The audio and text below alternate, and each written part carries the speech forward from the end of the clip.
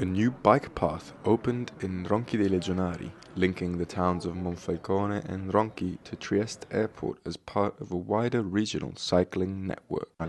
Sì, la Regione ha finanziato un accordo di programma da 6 milioni di euro che vede degli interventi che riguardano il Comune di Monfalcone, che ha già realizzato il suo tratto, il Comune di Ronchi Legionari, che ha inaugurato oggi questo primo dei due tratti di cui si compone il secondo lotto, e poi c'è un lotto in capo all'aeroporto che è in corso di realizzazione. Un intervento molto importante perché collega ovviamente l'aeroporto, che è comunque un luogo di lavoro, oltre che un luogo ovviamente di intermodalità, da lì si può partire per